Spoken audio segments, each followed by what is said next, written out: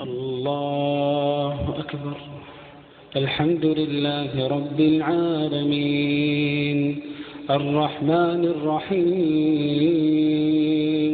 مالك يوم الدين إياك نعبد وإياك نستعين اهدنا الصراط المستقيم صراط الذين أنعمت عليهم غير المغضوب عليهم ولا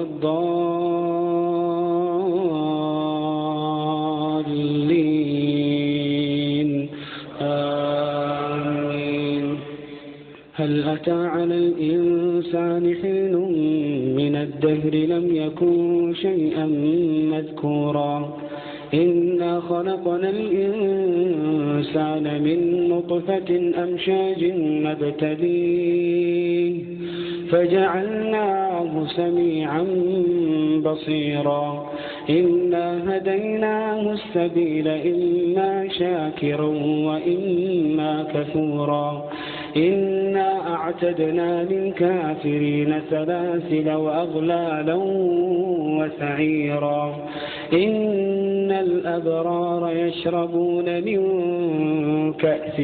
كان مزاجها كافورا عينا يشرب بها عباد الله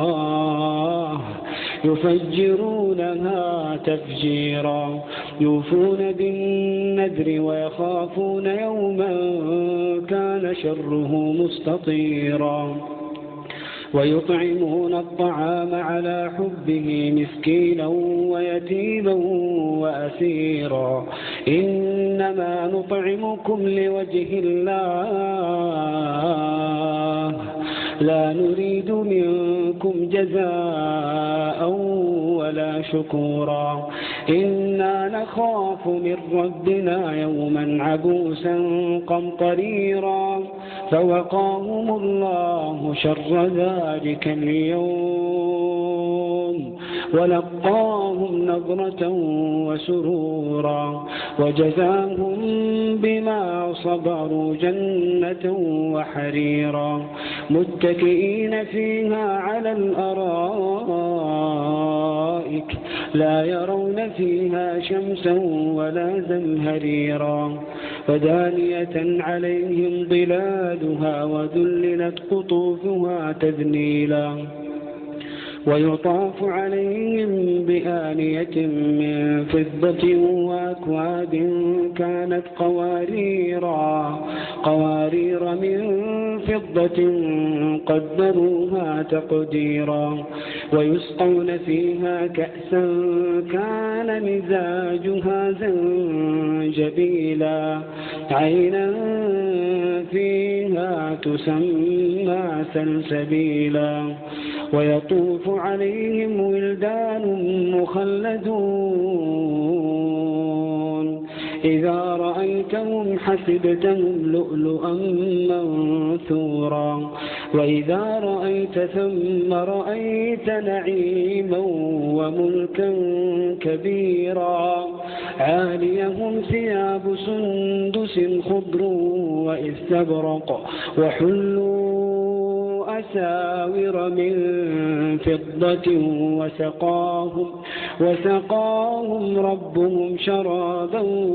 طهورا إن هذا كان لكم جزاء وكان سعيكم مشكورا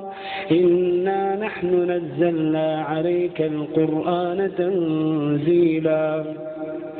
فاصبر لحكم ربك ولا تطع منهم آثما أو كفورا واذكر اسم ربك بكرة وأصيلا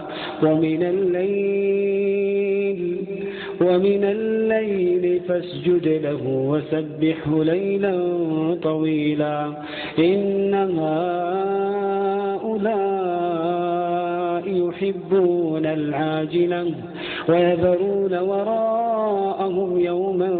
ثقيلا نحن خلقناهم وشددنا أسرهم وإذا شئنا بدلنا أمثالهم تبديلا إن هذه تذكرة فمن شاء اتخذ إلى ربه سبيلا وما تشاءون إلا أن يشاء الله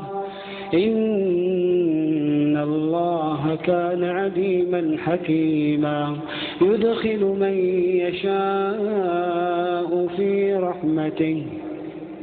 والظالمين أعد لهم عذابا أليما.